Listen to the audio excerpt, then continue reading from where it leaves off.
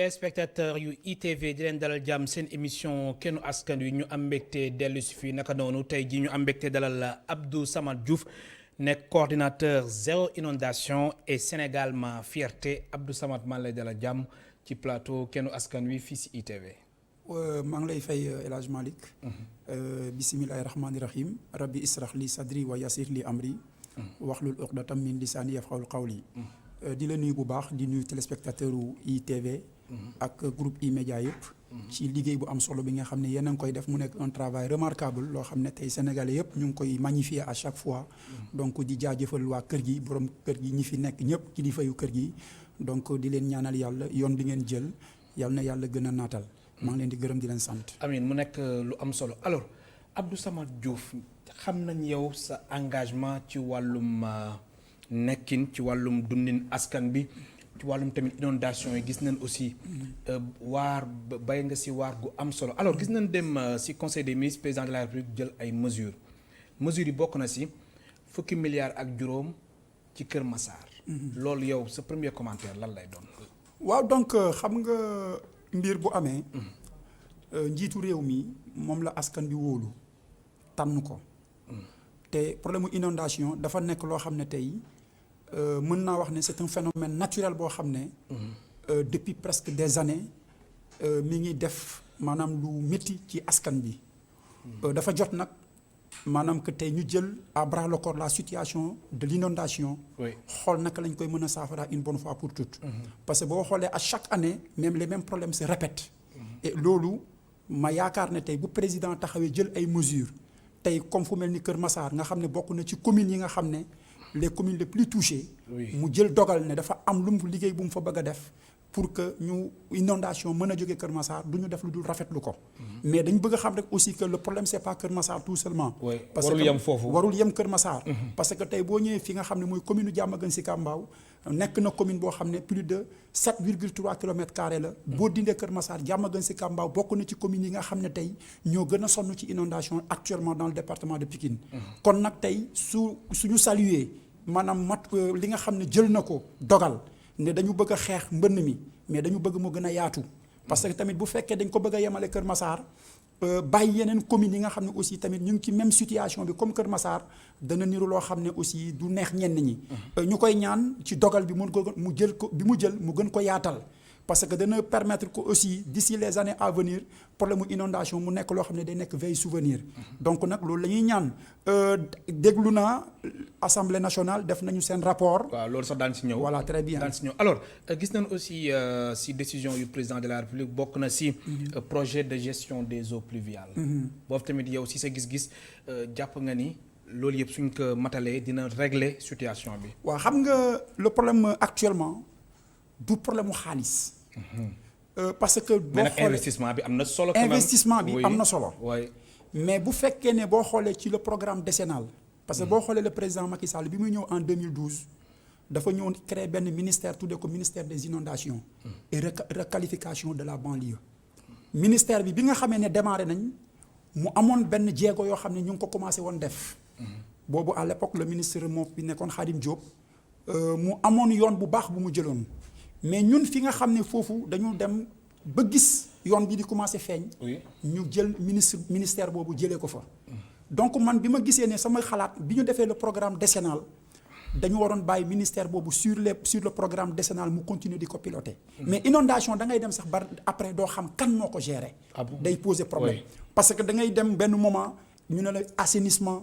des fois bu déclencher plan Orsec intérieur maanaam day nekk ay ministères yu transversal yu bëri yoo xam ne dañ ci war a impliqué wu mais moo taxoon que man ma jàppoon ne président tey problème bi nga xam ne tey mooy problème gestion de lutte contre les inondations ñu ngi ci taux d'exécution bi barki démb wax nañu ne def nañ ci 506 milliards loo xam ne defagum nañ ko ci inondation sur les 766 milliards kon ñu am taux d'exécution bu 66%. donc man maa waxoon ne man ci sama xalaat su fekkee ne mooy ya nga xam ne tey war dem na ci les 506 milliards. waroon nañu xaar en attendant à ce que ñu am plus de 80%. ci li ñu doon xaar. parce que nag bu ñu nekkee ci réew il faut li ñu manqué ñun nos parfois les citoyens sénégalais nos autorités. dañuy am problème mu fibre patriotique. c'est-à-dire que même si le président dégage des moyens. parfois xaalis ba. boo ko xoolee ba ca biir la war a yegg fa mu war a yegg day am loo xam ne du yegg.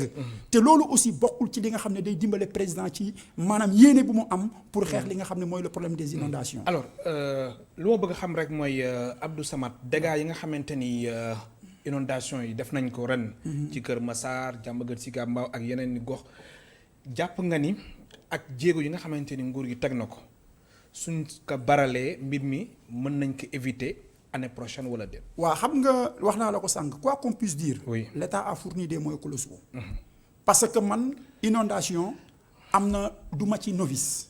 lu bari xam naa ko ci parce que je suis membre de la plateforme nationale pour la réduction des risques et de catastrophes. Ouais.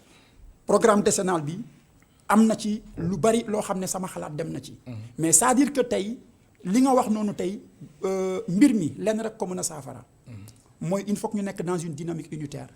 impliquer tout le monde parce que ñun amuñu problème mu borom xam-xam yu gérer le problème des inondations. parce que tey mun naa la citer ay nom ku mel ni Boubacar Bari boobu nga xam ne c'est spécialiste la ci wàllu inondation ku mel ni Mbow. nga xam ne am na benn jour maa ngi koy suivre l'air du temps mu nekk tey Afrique du Sud di jëriñ yeneen réew. te ñooñu ñëpp ay doomu Sénégal lañ. moi je pense que tey ñun amuñu problème mu am nañu potentiel boo xam ne tey si wàllu expertise nationale. li nga xam ne moom lañ soxla pour mën a saafara problème mu inondation am nañ ko mais parfois gars yi yoon bi ñu war a jaar duñ fa jaar. waaw maanaam dañuy bàyyi ñi nga xam ne ñoo ko mën. ñoom ñooy loolu mooy seen spécialité. ñu jël leen beddi leen. mais lu tax loolu. waaw ñi nga xamante ni loolu mooy seen spécialité. waaw seen xam-xam màcc si. ñu war leen impliquer trouver solution. bi nga xamante ni intérêt général lay doon. waaw xam duñ leen si boole. waaw xam nga souvent ñun suñu réew yi. oui li ci ëpp politique dafa xaw a yàq lu bari si suñuy mbir. ak yaama neex. ak yaama neex. kii mooy sama xarit. waaw mooy problème appartenance. te am na fu mbir di toll dañoo war a jël ay obédience maanaam de partisane. ethnique wala politique wala leneen jël ko teg ko à côté. parce que pour ñu am loo xam ne day nekk cohésion nationale ci li nga xam ne moom la ñu bëgg a def pour que inondation mën fi jógee faw ñu nekk comme li ma la waxee ci benn dynamique unitaire boobu nag mooy. képp ku nekk doomu réew mi ñu xam ne yow am nga xam-xam bu màcc ci lu mel nii. président na la dem jël boole la ci li nga xam ne mooy xeex bi. parce que quelle que soit la situation bu ñu ci defoon aussi des milliards yu dul jeex plus de maanaam 4000 milliards wala budget Sénégal bu ñu ko ci defoon. tey jëluñu ñi nga xam ne ñoo ko mën. maanaam résultat du am. kon donc man gis naa ci mën naa wax tey am naa expérience bi. de passage may remercier le gouverneur de la région de Dakar. nga xam ne cette année-ci il a fait un travail remarquable. fexe impliquer tout le monde les acteurs tey boo xoolee dans la région de Dakar nga xool mbir mi ni mu méttee woon coow li ni mu baree woon. mais boo xoolee ci benn dynamique boobu ñu nekkoon impliquer tout le monde parce que damay wax ne boo bëggee defar dëkk. ña dëkk ca dëkk ba faw nga leen di laaj seen xalaat. am na solo waaw. alors mais su weesoo suñu autorités yi aussi population yi des fois nga gis comme li xew Kër Massar ay zones yoo nga xamante ni zone édificante yi la. waruñ fa woon dëkk ñoom ñu dëkk fa loolu tamit problème la. waaw mais loolu c'est la faute de qui. oui xam nga damay dégg souvent mais est-ce que foofu responsabilité yi nekkul. non la responsabilité elle est partagée. mais ki ci ëpp doole. responsabilité c'est l'État. xam nga État. suñ koy wax territoire la maanaam ñëpp ñoo ci bokk. waaw mais xam nga suñu nee zone non édificante yi. waaw ba pare ay population. mais ña koy joxe. ñan la. parce que amul benn citoyen bu xëy rek ñëw rek ne day dëkk rek. ci nu ko neexee. exact dafa am ku ko jox permis de construire. wala ku ko jox peut-être yombalal ko mu mun fa dëkk. parce que ñun ñëpp xam nañ ne à l'époque soo ñëwoon ci banlieue bi les années derrière mooy 15 ans ci ginnaaw wala 20 ans non 30 ans ci ginnaaw ñëpp xamoon nañu boo ñëwoon ci banlieue bi joor nga fa daan fekk. mais bi ñu demee ab bi sécheresse bi passé nga xool nit ñi yoon yi ndox mi doon jaar fi nga xam ne ay maar doo la woon nit ñi commencé di fa tabax mais ñan ñoo leen ko bàyyoon ñu ko doon tabax. parce que état moom moo war a contrôler suñu plan d'urbanisation. dañu am benn ministère boo xam ne dañ ko fi samp pour loolu. am ay démembrement yoo xam ne état moom moo fa nekkal état. muy ay compétences transférées. muy les préfets les sous-préfets les maires collectivités locales yi. lan moo waroon nekk seen rôle bu nit di war a dëkk foo xam ne fii jàpp nañ ne nekkul dëkkuwaay bu baax fi mu war a dëkk du dëkkuwaay am na ko war a taxaw ne ko fii waroo fee dëkk. mais dañoo jël suuf si. joxe ko ñu leen ne ba pare seetaan. léegi conséquences yi ñëw. ñu bëgg a jël responsabilité ne askan bi la. c'est-à-dire que mooy li ma la doon waxaat sànq état. maanaam ñun ñëpp ñooy état mais dafa am ñu tànn jox leen ay responsabilité ne leen doxal leen. kon ñoom ñoo war a am maanaam fulla ak fayda bu nit waree dëkk boo xoolee situation bi amoon zone de captage maanaam cité Bellevue bi muy am problème mu inondation c'est parce que dañoo ñëw dëkk fi nga xam ne mooy zone de captage mais à l'époque boobu kenn dëkku fa kan moo fa joxe est-ce que nit ñi dañuy ñëw rek am seen doole rek ak seen sañ-sañ rek ñëw dëkk loolu c'est la responsabilité de l'État léegi nag fi ñu toll le vin tiré il faut le boire comme li am na ak ndogali président jël c'est-à-dire bu nekk dogal boo xam ne rek day nekk rek wax ko rek yem ca mais il faut que mu jël ay mesures sévères ba nga xam ne tey pour que lii am ñu mun a fexe mu saafarawu képp koo xam ne yaa ngi dëkk ci zone boo xam ne zone bi baaxul fexe zone yi nga xam ne aussi nit ñaa ngi dëkk ci ndox mi ñu seet naka lañ koy aménager fexe defaraat ko parce que ouvrage yi nga xam ne jot nañu ko def dans la banlieue am na ay zones yoo xam ne am na maanaam effet boo xam ne def na ko mais ba tey am na loo xam ne dafa des te loolu nag pour mu mën a am il faut que état jël ay matuwaayam parce que am na problème yu bari yu am les maires ñoom ñoo ko indi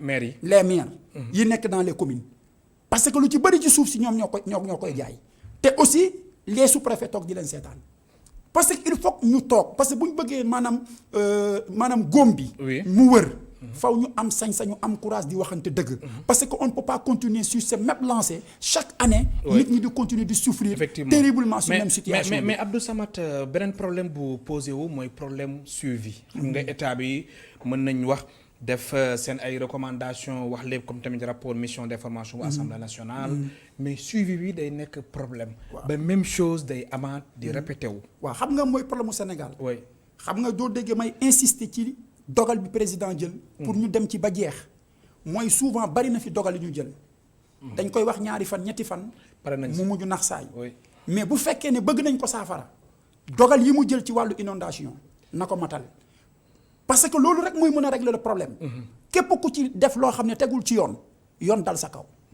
mu fexe ñi nga xam ne ñooy les maires mu pointer leen du doigt ku ci def loolu du dul yoon dëkkuloo nit fu mu warta dëkk yoon dal sa kaw. alors plan Orsec ginnaaw ba inondation bi ingee ay jiyee ci réew mi plan Orsec bañ ko taxawalee résultat yow mi nga xamante ne da nga naan nekk ci terrain bi constat bi lan la woon. waa xam nga plan Orsec plan d'urgence la. oui. maanaam réew day am fu mu toll. effectivement situation xew. ñu gis ne war nañu déclencher plan Orsec ñu déclencher ko. mën naa ne man plan Orsec yi fi jaar yu ci bari fekk na ma fi. waaw mais bu ren bi nag. waaw bu ren bi. oui bi nga xamee am na état décaissé woon na plus de 10 milliards. bon les 7 milliards waroon na dem ci wàllu inondation bi. les 3 milliards waroon dem ci ñi nga xam ne mooy les familles touchées. oui. mais gis nga la ca xew lu bari. c'est-à-dire toujours mooy li may expliquer gis nga mbir mi tànk ca kaw la ñuy régler si suuf li ci suuf su fekkee na mu war a doxewu ko dara du sotti parce que président mun na maanaam décaisser des milliards mais les en réalité ña ca war a jot duñ ca jot. mais xanaa loolu moo tax aussi président de la République demande des ministres de l'Intérieur. Antoine Félix Diome. waaw évaluation exhaustive du plan Orsec. merci beaucoup. daf ci war a am xam nga tey fi ñu toll nii le programme décennal heure bi waroon na fekk ñu def bilan à mi-parcours.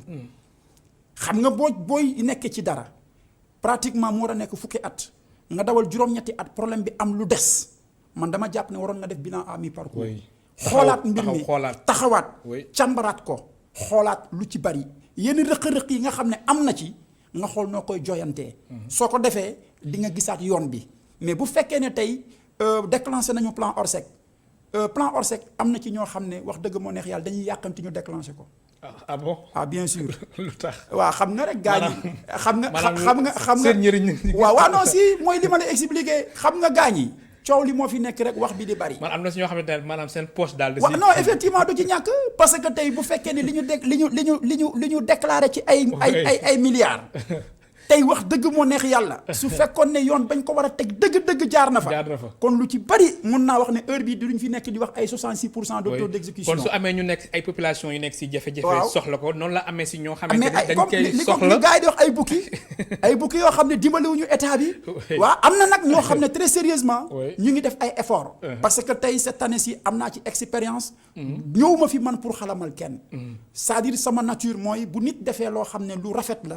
dañ war a am courage wax ko parce que le DG de l'ONAS muy Lassana Gagny Sakho très sérieusement cette année ci gis nañ mu def effort yoo xam ne gis nañ ne kii kat buñ ko jàppalee maanaam que lu bari mën na sotti mais ñun si réew mi dañuy jox nit responsabilité moo nekk ci yoon bu baax mais pour des problèmes crypto personnels wala des problèmes politiques tax ñu di ko gàllankoor loolu bokk na ci li nga xam ne day sooxe suñu mbir mais suñ ko jàppalee maanaam lan nga bëgg wax pour mu leer waaw xam nga population xam nga Lassana Gagny Sakho wala lan xam nga Lassana Gagny Sakho ñëw na ren moom sax gëj ngeen ko dégg sax waaw ñëw na ren bi jafe-jafe yi métti mu jëndi plus de 15 de motopompes ay citoyens jóg ñaan ko ndimbal pour mun a def pompage bi mu jóg dem def ko dimbale population bi xam ne tey le Sénégal nous appartient nous tous waruñu xool tey ci situation inondation kii dafa bokk ci parti bi wala kii dafa bokk ci parti bële mais bi Lassana Gagny Sakho wàccee sur le terrain dem dimbale askan bi macha allah population ñu bëri ñoo xam ne seen kër dañoo amoon problème yàlla def ñu génn ci jafe-jafe yooyu mais am na ñoo xam ne dañoo taxaw di ko ŋàññe di wax ne way parce que ñi muy jox les motopompes nekk bokkuñ APR mais lan mooy affaire bokk APR ak ñàkk bokk APR c'est-à-dire que non loolu c'est honteux parce que loolu dimbaliwul président parce que effort yi président bëgg a def ak yi muy jéem pour def ko pour que nit ñi génn ci mbënn mi ay ñoñam suñ ko dimbalee woon nañ ko war a dimbalee moi je pense que situation bi nit ñi di dund dina wàññeeku mais dama la bëgg a xamal ne tey réew mi su ku ci nekk bu jàppee ne kenn mënu ko paccoo réew mi ku ci nekk dafa am forme ne bu ñu fa tolloon nañ jël ay problème appartenance politique teg ko à côté xool l'intérêt général loolu mooy mën a tax ñu mën a saafara li nga xam ne mooy situation inondation mu nekk lu am solo ma fàttali suñu mbokk téléspectateurs yi ñu ngi dalal tey Abdou Samad Diouf nekk coordinateur bu zéro inondation ak tamit mouvement bu ñuy wax Sénégal ma fierté loolu sax ci kanam tuuti daan ci ñëw si ñaareelu partie bi wax ci wàllum émigration clandestine mbokk téléspectateurs yi ngeen participer si émission bi soo leen wootee si 88 628 74 74 88 628 74 74 alors Abdou Samad gis nañ rapport mission d'information bu Assemblée nationale def 344 pages ñu wër daanaka mën nañu wax ni Sénégal gi yëpp après déposer rapport bi président de la République mais daanaka wër Sénégal gi yëpp loolu daf mel na sa xel da si tey wala lan. yaa ngi ree de xam nga ñoom de loolu la ñu wax. nee nañ wër nañ Sénégal bi xam nga président. oui su ma ooyee laaj ma yàlla xam na ne dina gën a am la bonne information. qu'est-ce qu'il y a député yi dañu wërul Sénégal gi yëpp wala lan xam nga man xam naa ci député yi xam nga inondation bi mu amee. oui xam nga ñi nekkoon les vrais combattants. oui yàlla rek a tax may wax xam nga maa ngi lay citer ay noms. oui de passage damay remercier waat. le gouverneur de la région. ku jàppale président de la République la. Alassane Sall. ren bombe bi mu désamorcé dans la banlieue président war na ko xam. dafa désamorcé bombe. dafa désamorcé le gouverneur de Dakar le gouverneur de Dakar. si naka. xam nga nit bu amee lu ko métti. ki war a faj jàngoroom.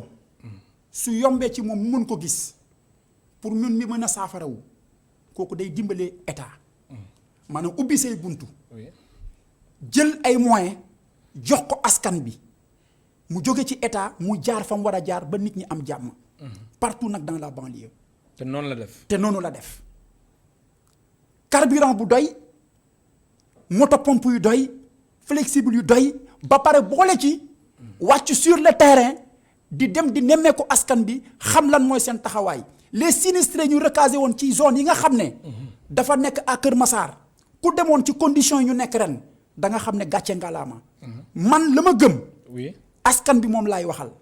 je suis l'avocat de la population. lépp lu nit def loo xam ne nekkul intérêt askan bi man pare naa pour taxaw défendre loolu. mais lépp lu nit def mu nekk loo xam ne lii lu baax la lu ñu war a saluer lu ñu war a magnifier la dañ war a am courage ak honnêteté wax ko te yàlla rek a tax. ndax kulul xaq walaw kaana muuran. alors nga wax si. problème mu rapport du député rapport bi mais yaa ngi reere lu tax. waaw xam nga daf may def ree. xam nga nee naa la ne tey yow ab député bi nit ñi nekkee ci inondation am na député yoo xam ne ñu ngi France vacances waaw naka la député mun na nekkee France dëkk bi nit ñi déclenché plan Orsec coono bi nit ñi nekk ci député boobu toog ba inondation jeex mu ñëw dem ñaari kër mbala ñetti mbedd ñëw ne président lii mooy rapport. kooku dañuy bluff. askan bi dañuy nax président mais ñoom ba ñëwee banlieue yow gis nga leen. non xam nga man xam nga man du ma làq-làq. Mamadou Lamine Diallo. bu tekki. ak Aïssatou Sissoko député bu dëkk Diamaguène Sicap Mbao ñëpp xam nañ ne école Sam-Sam 3 da doon inondé. oui école bi nekkoon en état de dégradation. ma jóg takku ànd ak samay xarit su may mbokk ak samay nit ñu defaraat école bi ba école boobu macha allah rambale ko defar ko ba école bi amaat jàmm. bi muy ñëw ci école bi comment un député. di ñëw ne dafa bëgg a def visite du terrain.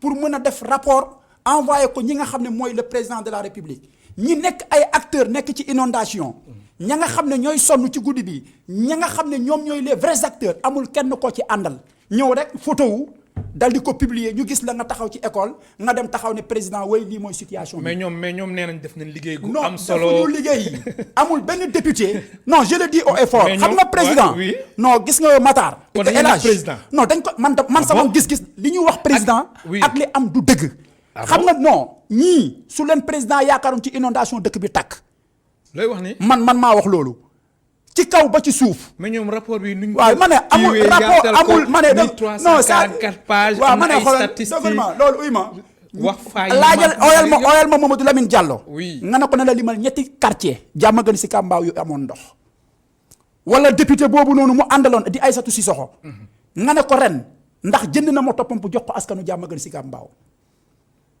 au moment que population bi nekk ci dans les eaux oui elle était en France dem vacances kii l'honorable député Aïssatou Sissoko ban député nga gis mu def réaction bi waaw mbir mi nekk ci jafe-jafe mais defal nag Abdou est-ce que tamit dafa demoon vacances peut-être aussi non attends sëñ bi peut-être aussi am na lu ko fa yóbboon loo xamante ni peut-être xam wala dafa demoon vacances dafa demoon vacances ah bon c'est moi qui le dis te boo bëggee ma répété waat ko dafa demoon vacances te c'est pas du ren rek la ko def c'est-à-dire di ñu toll ci jamono dañ war a bàyyi di nax askan bi man dama fi toog pour dimbali réew mi dama fi toog pour dimbale askan dama fi toog pour président ubbi bëtam xam ñan ñooy liggéey ak ñu liggéeyul seen rapport boobu oui ay naxe mbaay la boo bëggee dégg-dëgg te président da ko war a xam waaw mais naka nga mën a ñëwee Diamaguène Sicap Mbao bëgg a def rapport man waxuma la sama xalaat te man ma nekk l'homme fort des inondations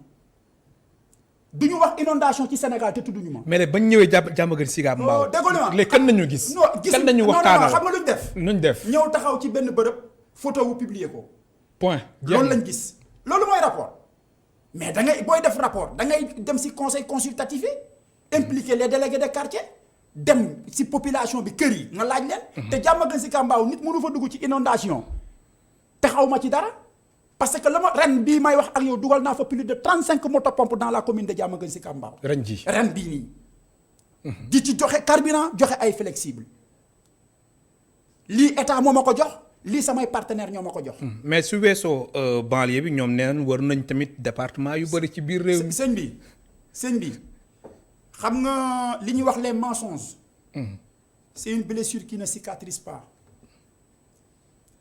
gis nga Macky Sall le président ouais man dama am yéene mu def résultat bu mag ci inondation parce que bi mu ñëwee wax naa la ko ci sama njëlbéenu wax ku taxaw ne ñoom defuñ effort da ngay wax lu la neex def nañ ay effort parce que ku ñëw ci ay at ci ginnaaw demoon Yëmbal Nord demoon Ginnaaw Raay Nord demoon ci yeneen quartier yeneen commune da nga xam ne ak ay Malika état bi am na lu mu def mais tey ñii li ñuy wax président moom nag am na droit def appréciation personnelle am mais ñun ñu nekk sur le terrain xam lan mooy inondation nekk ci pendant 15 ans lu ñu ko waxul ci inondation lu ko keneen wax da koy nax man maa la wax loolu mais léegi alors rapport bi nga xamante ni mission d'information bu assemblée nationale génne te fukki député ak juróom nekkoon si alors rapport bi si tënk xam naa ni liroo ko n'est-ce pas non mais am nga si ay écho am naa ci ay écho waa écho yi nga si am suivre naa ko oui ñu taxaw def seeni photo woon àdduna ne mais loolu du régler le problème mais écho yi nga si am ak recommandation yu ñu si def yaa ngi koy rafetlu non dama ne recommandation yi président am na ñu si wax yoo xam ni vraiment yu loolu xel nangu na ko xel nangu na ko mais xam nga fu may tiit oui est-ce que dana am suivi su amee suivi rek askan bi dinañ ci gis seen bopp li may bañ mu nekk lu ñuy wax taf yëngal wax ko tey te suba du am il faut que président xool les vrais hommes ñi nga xam ne yàgg nañ ci inondation parce que am na ay acteurs yu bëri yoo xam ne plusieurs Abdou Samad ñu ngi dans la banlieue. ñoo xam ne c'est des gens qui se sacrifient matin au soir rien que pour l'intérêt de leur quartier. te yéen kenn parce impliqué wu que leen. non c'est xam nga nee naa la ne ren. oui. li gouverneur def suñ ko yàggoon di def lu bëri dana saafaraw. mooy nit ki li Gandhi daan wax ne tout ce que tu fais pour moi sans moi c'est contre moi. nit boo ko bëggee dimbale da nga koy laaj xalaatam. oui da nga koy impliqué. effectivement. parce que tey ñun li ñuy def dañ koy def d'une manière désintéressée defuñu ko di ci xaar lu ñu état jox parce que ñun dañu jàpp ne un citoyen d'abord dafa war a am nu mu war a taxawee ci réewam bu nekkee ci benn situation li ñuy wax ne celui qui ne s'active pas face au problème de son quartier le fera difficilement pour son pays. ñun dañoo bëgg a nekk ay citoyens modèles dañu bëgg a marquer suñu empreinte dans l'histoire de ce pays. kon donc tey bu dara amee ci réew mi waruñu toog di naxante. nañ waxante dëgg. les gens les populations dañuy souffrir. bu nawet jotee. y a des familles yoo xam ne sont toujours dans l'emprise de l'eau tey am na zone yoo xam ne boo fa demee à Kër Massar am na une partie boo xam ne am na ñoo xam ne ba léegi. ndox ma des na fa. tey bu fekkutoon effort yi nga xam ne tey le gouverneur def na ko ak équipe bi nga xam ne mooy les acteurs. kon heure bi lambaay dana gën a ñaaw. alors léegi su weesoo gouverneur. waaw maire yu nekk gox-goxaat yeeg yu nekk banlieue ñoom ren jëf nañ ay jéego quand même. ngir wàññi coono population bi. non wala gisoo loolu. les acteurs ñooy les maires. boo bëggee dëgg-dëgg. man mun naa la jox exemple. xam nga man actuellement je ne suis pas le maire de Diamaguène Sicap Mbao. oui mais li ma def Diamaguène Sicap Mbao ci inondation maire ba defu ko. bàyyi li ngay wax. barke Alquran ci lu wër.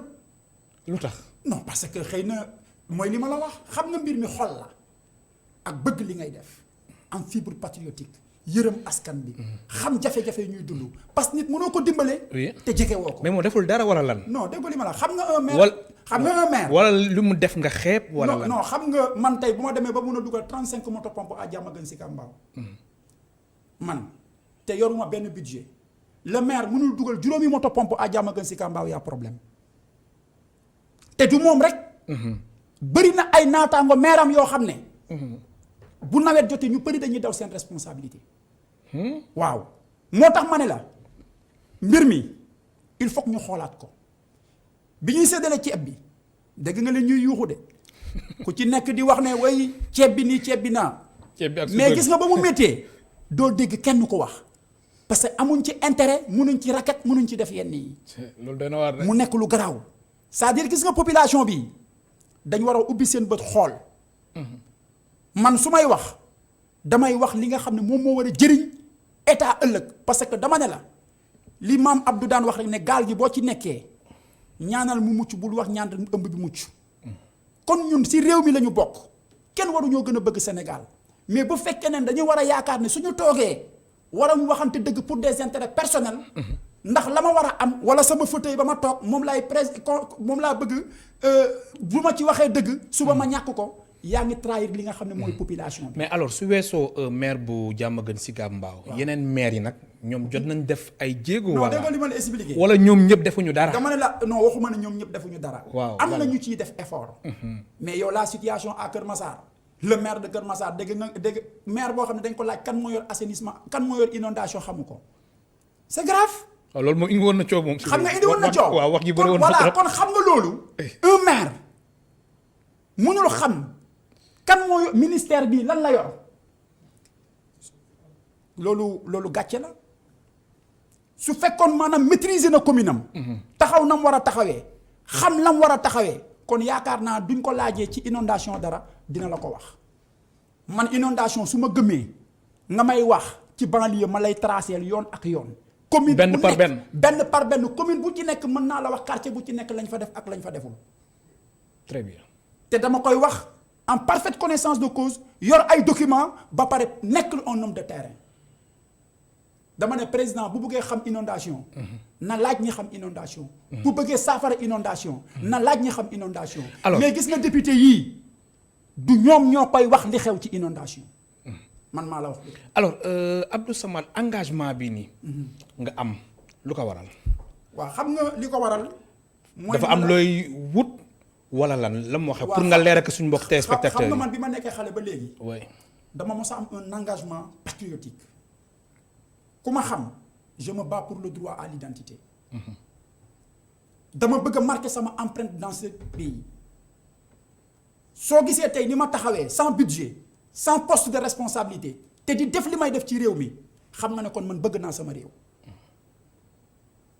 parce que nag dañu yar ci ay valeurs yoo xam ne c'est des valeurs fondamentales et cardinales ñu jàpp ne ëllëg dañ fi war a bàyyi wëy bu rafet suñu toogoon tey di ut poste de responsabilité xam nga lu ko waral parce que dañuy wax ne pour nekk la voix des sans voix parce que tey problème politique oui dañuy wax c'est l'art de construire la cité am na ñoo xam ne dañuy ut ndombo tànk pour prestige mais ñun dañu gëm ne responsabilité su la ko yàlla dénkee nattu la waratoo nelaw waratoo lekk ba suur da nga war a nekk toujours ku jege askan bi xam lan mooy seen jafe-jafe nga mun ko saafara honneur dafa neex te tey boo gisee tey nga invité ma yoruma benn responsabilité étatique bu war a mën a tax nga invité mais am na liggéey bu ma liggéey oui nga suivre ko effectivement xam ne kii c'est un citoyen modèle nga invité ma lay wax nag li ma xam ci loo xam ne luy jëriñ askan bi la loo xam ne intérêt Sénégal la parce que loolu moo ma fi indi tey loolu mooy Abdou Samad mais amul lenn looy wut non xam nga ankay nit oui ku ne oui ku nekk ci àdduna oui ku bëggul dara kooku amul mais li ngay bëgg oui na nekk loo xam ne njëriñu askan bi comme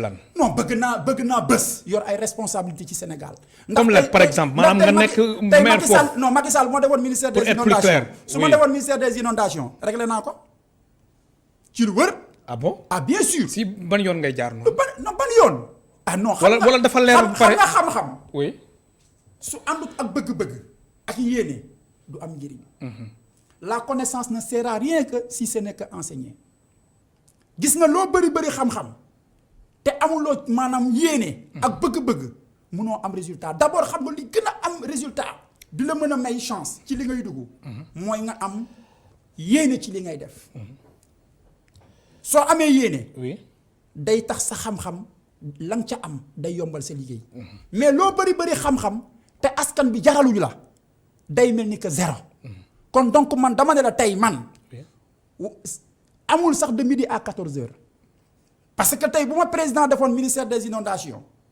tey li may njëkk a def seeti borom xam-xam yi gën a màgg ci réew mi jëli leen ñu toog pencoo ko demal Pays-Bas. mais il pourtant faut apprendre à vivre avec l'eau. mais pourtant xam nga lu tax fii ministres yi dañuy am ay conseils techniques yoo xamante ni waaye vraiment yow seen xam-xam dafa màcc si ay domaines. non dégg Voilà. xam nga ne déggoo ma ne la bëgg sa réew dafa jafe am na ñu fi yor responsabilité mais seen bopp lañ fi nekkaluñ fi askan bi ñaari fan nga fi nekk ñetti fan nekk un milliardaire foo ko jëlee fan nga ko jëlee te donnuloo ko te béyuloo ko. léegi yaa ngi doon joxe exemple Pays-Bas. Pays-Bas oui ci biir ndox lañ dëkk président boroom xam-xam yi ma la fi citeel sànq na leen woo Sénégal manquéwul boroom xam-xam mais ñañ koy dénk parfois ñañ ko war a jox duñ leen ko jox. parfois boo politiqueul pour nga am yenn responsabilités yi day jafe. loolu aussi nañ ci bàyyiwaat xel dafa am ay mbir yoo xam ne. suñ fa tollee nañu jël lu bari teg ko à côté xool li nga xam ne mooy jëriñ askan bi ñu def ko. mais Abdou Samad ministère des inondations boobu ngay wax noonu. waaw. boobu mën nañ ko teg nii entendre naa. waaw mais da nga bëgg nekk maire. man su ko yàlla dogalee de bu ma ko waa jàmm gën si Kambaaw Oui. yéene bëgg naa ko. ci kattanu yàlla. élection locale yi di ñëw ban taxawaay nga fas yéene. loolu day nekk rek ci coobare suñu borom ak askanu jàmm gën si Kambaaw jël seen choix porté ko ci man. ndax man li may def tey sax mun naa jàpp sama bopp maire la ndax li may def maire defu ko. te jàmm gën si Kambaaw da nga jàpp ni yow mën nga régler situation bi fa nekk. ah te du maa ngi koy régler actuellement nii di tabax ay école lépp lu askan bi nekk ma nekk ca lu ñu nekkul nekkuñu ca lan mooy maire mooy nit ñi ñoo dajale seen alal. dénk la ko ñu jël 9 compétences transféré la ko ni ci lii ak lii ak lii nga war a dox. oui mi ngi mel ni meeru mbootaay rek ñu natt seeni kees kii indi téeméeram ñu jël ko dajale jox la. mais Abdou Samad bis boo il nekkee faut maire nga am nag bis boo un nekkee visionnaire. maire j'espère que bis boo nekkee maire di nga continuer si li ngay def nii. nag Non, gis nañ fi non. ay cas. non kuy raam kay boot la. oui bu jógee nu muy def daw ak yow olof daf ne ku mënul bawoo lu yàqu yow la ku mënta deful lu yàqu ca nga loo ca dang cay boo cawul dang cay waaye doo ca. am na solo ma fàttali suñ mbokk téléspectateurs yi ñu ngi dalal Abdou Samad Diouf nekk coordinateur bu zéro inondation ak Sénégal ma fierté justement sax dañuy taxaw si Sénégal ma fierté Sénégal ma fierté lu tax. xam nga Sénégal ma fierté bi ma koy créer man ak samay xarit ci wàllu immigration la woon irrégulière mu am benn at boo xam ne dafa amoon suñuy rakk yoo xam ne dañoo ñàkkoon seen bakkan ci wàllu mbëkk mi bi ñu toogee ma xalaat pourquoi ñu bëgg a xeeb suñu réew rek ne ku tukkiwul yow bokkuloo ma inspiré wu ne Sénégal c'est ma fierté war nañ mun a toog Sénégal fier ci si li ñu am je pense que suñ ko defee lu bari mën na soppeeku maanaam ci xeetu gëm sa bopp la ndax li ñuy dawal di ko uti ci biti mu jaral ñu ñuy joxe suñu bakkan xëy na bu ñu toogoon waxtaanaat am nu ñu taxawee ak ñi nga xam ne ñoo ŋànku réew mi moi je pense que tey am na lu bari mën na soppeeku loolu moo tax ma créé le Sénégal ma fierté won ne nit ki da ngay fier ci li nga am fier fa nga dëkk fier ci sa bopp fier ci sa réew ndax dañuy wax ne xutbul watani minal iman bëgg sax sa quartier ci jaamu yàlla la bokk rawatina nag bugg sa réew si jaamu yàlla la bokk waxuma la nag bugg sa quartier mu ne xutbul xayuqa minal iman. alors ñu gis ni Sénégal ma fierté ren ji ak immigration clandestine bi am na si ay jéego yu am solo yoo leen def est-ce que mën nga si ñëwaat. waaw xam nga bi ñu dekkee ci mbir man du ma nekk rek ñi gars yi di def comme ni ko député yi di defee taf yëngal man du ma def loolu. xam nga man lu may def dama ne saa yu problème amee forcément solution dafa war a am. ma gis ne tey lépp état mënu ko def.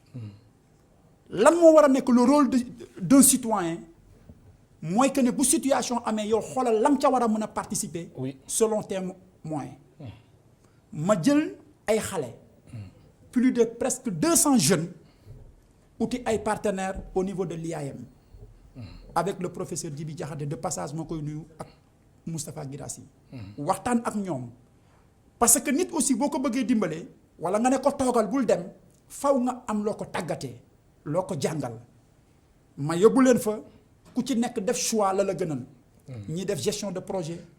ñi def marketing communication ñi def leadership développement personnel ñi def informatique ñoo ñëpp ñu former leen ba ñu paree ku ci nekk ñu yëkkati lijaasa jox la ci buntu yi nga xam ne yàlla mu ngi ñu koy jox ñu am ci ay xale ñoo xam ne ñu ngi leen di jël di leen recaser ñu ut fu ñuy xëy di am lu ñuy suturloo ak seeni waajur.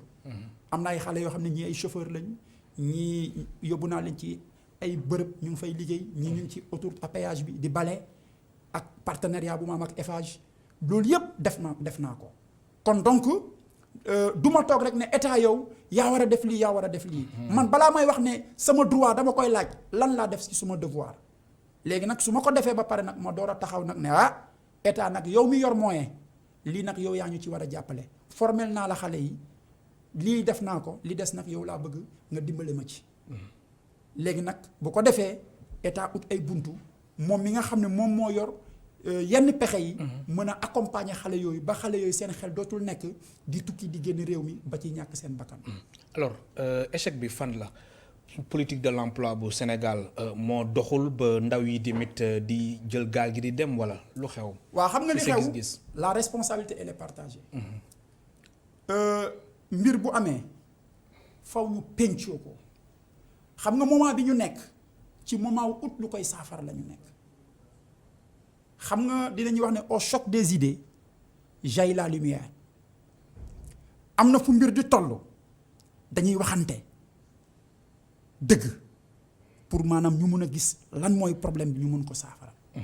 c'est-à-dire man d'accorduma ci immigration irrégulière xam nga tukki c'est un droit. tukki droit la ci nit. mais ab réewu jàmbur boo fay dem da nga fa war a dem ci anam boo xam ne bu légal la. mais bu nekkee nag ne dañoo toog rek nga ne man dama bëgg a am dama bëgg a tekki man d'accord ma rek xëy na dama war a doon milliardaire lu waral loolu. parce que damay gis jeunes yi un jeune boo xam ne tey day dem ba benn moment mu ne coûte que coûte dama war a doon un milliardaire te dafa am. par force te yow li am na benn borom xam-xam bu doon wax ne la jeunesse est impatiente. voudrait faire table rase du passé sans se soucier des convenances et des traditions mu ne aller lentement car la nature nous enseigne que chaque chose a son temps. il faut que ñu xam ne ñun dañu am ay valeurs ñun suñu réew li ñu jàppoon tekki nekkuloon rek kay nekk milliardaire mais na nga da nga daan am loo bëgg ne dama bëgg su ma màggee dama bëgg a nekk journaliste mais journaliste bi ma bëgg a doon la ma ca bëgg di dimbale sama réew si joxe bonne information di joxe sama xalaat ci réew mi mais nekkuloon nga xëy nekk un journaliste rek bëgg a nekk un milliardaire ku njëkk da doon def choix ne dama bëgg a nekk jàngalekat. milliardaire amul suñu métier bi de. non yéen bëri ngeen ay milliardaire non oui ma non yéen bëri ngeen ay journaliste milliardaire gisuma ko bi de non je donne l'exemple mais am ngeen ay milliardaire non oui ma non gaañaa ngeeg moom non xam nga léegi loolu dafay nekk loo xam ne ndaw ñi nañu toogaat xool gis nga mar bu mu la tax a naan petit nañu doyloo suñu borom xam ne yàlla jeexul suñu président suñu état bi gën a xoolaat nan lay jàngatee mbir mi xool yan jéego lay tegaat pour mën a fexe convaincre ndaw ñi. mais conseil national pour l'emploi et l'insertion des jeunes boobu tamit jéego bu président de la République teg. waaw xam nga bu war a tàmbali ci décembre bi la. waaw moom laa lay wax. maa ngi woon ci CRD bi nga xam ne gouverneur mu ngi ko doon def barki démb pour la région de Dakar. am nañu lu ñuy nas loo xam ne am nañu njort bu rafet benn plan d'action bu jaar yoon. délégué général u DER mu ngi fa woon. Prodac le coordonnateur mu nga fa woon. am nañ ay.